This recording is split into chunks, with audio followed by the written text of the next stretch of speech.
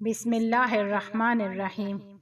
آج کی داستان انتہائی عجیب داستان ہے، ایسی داستان کہ جس کو سن کر انسان حیران رہ جاتا ہے۔ پرانے زمانے کی بات ہے کہ دو پڑوسی ہمیشہ ایک دوسرے سے لڑتے رہتے تھے۔ یہ لڑائی، یہ دل کے اندر کینہ اور نفرت اس قدر زیادہ ہو گئی کہ ہر ایک یہ چاہنے لگا کہ اس کا پڑوسی اس دنیا سے چلا جائے۔ ہر ایک اگلے کے مرنے کے خواب دیکھنے لگا۔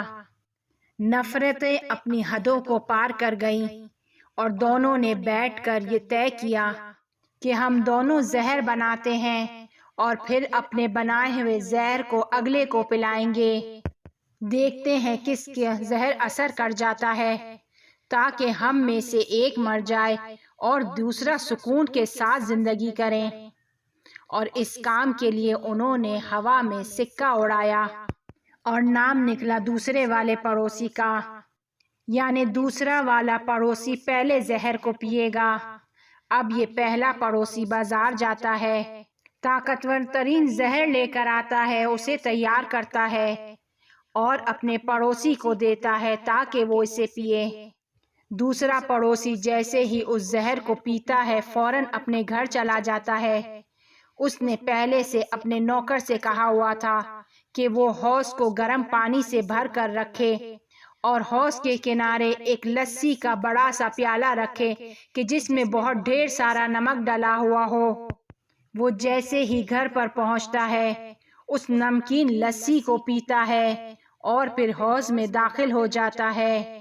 تھوڑی دیر حوض میں نہاتا ہے اور پھر جو کچھ اس نے پیا تھا اس کو الٹی کر کے نکال دیتا ہے۔ اس کا معدہ خالی ہو جاتا ہے اور پھر وہ اپنے بستر پر آ کر سو جاتا ہے۔ جب صبح اس کی آنکھ کھلتی ہے تو دیکھتا ہے کہ وہ صحیح اور سالم ہے۔ اب باری تھی دوسرے ہمسائے کی زہر پینے کی۔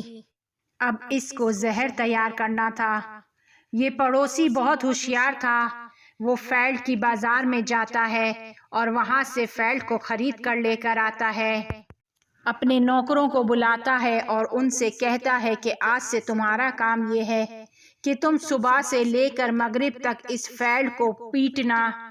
اب نوکروں کا صبح سے لے کر مغرب تک یہ کام ہو گیا کہ وہ فیلڈ کو کوٹتے رہتے تھے، اور اس طرف وہ ہمسایہ جب ان آوازوں کو سنتا تھا کہ اس کا پڑوسی اسے مارنے کے لیے زہر کو تیار کر رہا ہے، ہر کوٹنے اور پیٹنے کی آواز پر وہ پڑوسی پریشان ہو جایا کرتا تھا، خوف زدہ ہو جایا کرتا تھا کہ کس قدر خطرناک زہر تیار ہو رہا ہے۔